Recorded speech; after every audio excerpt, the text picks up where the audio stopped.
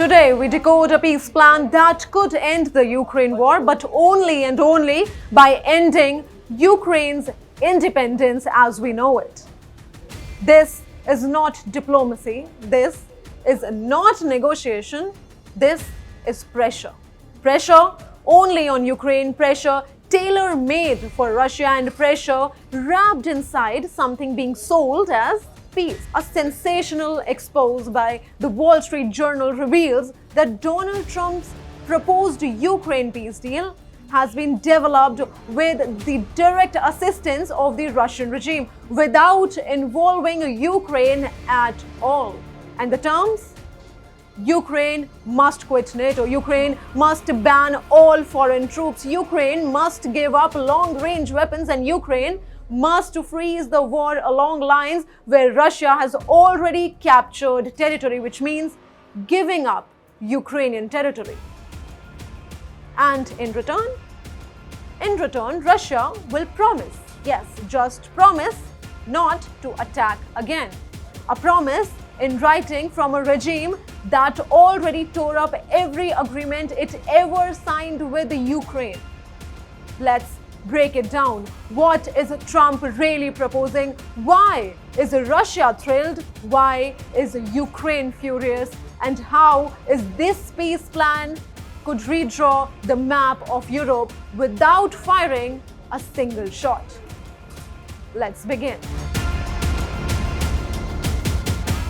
This so-called peace plan, as revealed by Wall Street Journal, was drafted by Trump's team with close Russian involvement.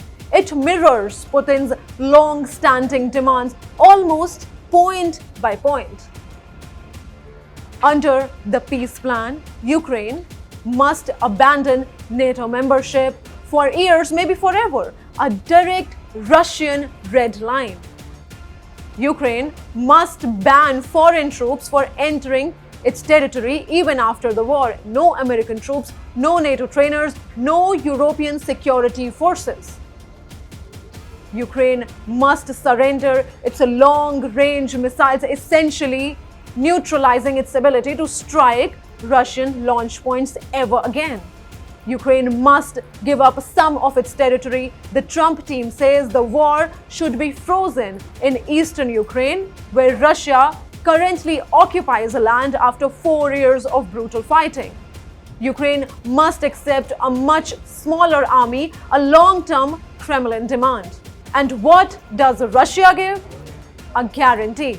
A guarantee that it won't attack Ukraine or other European nations. A guarantee Moscow says it might even put into law.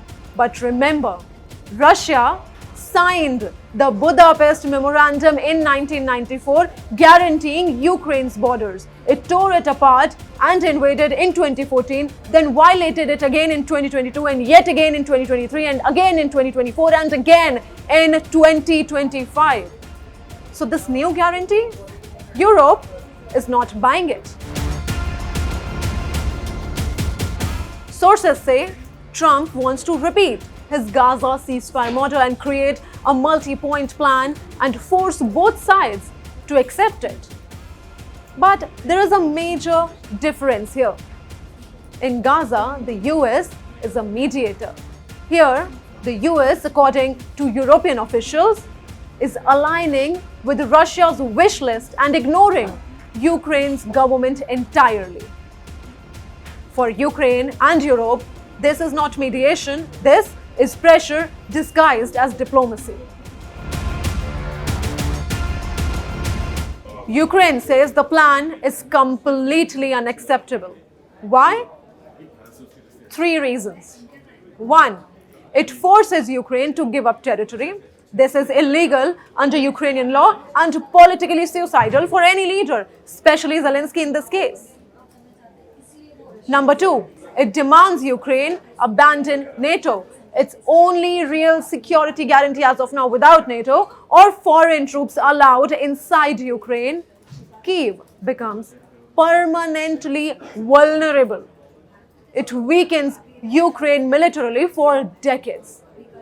Number 3, reducing the army, removing long-range weapons, prohibiting foreign bases, freezing the war while Russia keeps the captured land.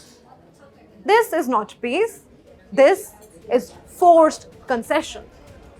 For Ukraine, this deal feels like stop fighting and Russia gets to keep whatever it stole. The plan apparently requires Ukraine to pull troops back from Donbas, one of the most fortified Ukrainian region in all of Europe. Ukraine has spent years building layered defenses there. These are positions that prevent Russia from pushing deeper into the west. Analysts say if Ukraine withdraws from Donbas, Russia gets a free highway into the rest of the country. Ukraine knows this, Europe knows this, and certainly Russia and America know this. And that's why the plan is seen as dangerous, not just for Kyiv, but for the entire European security architecture. Now here's the surprising part.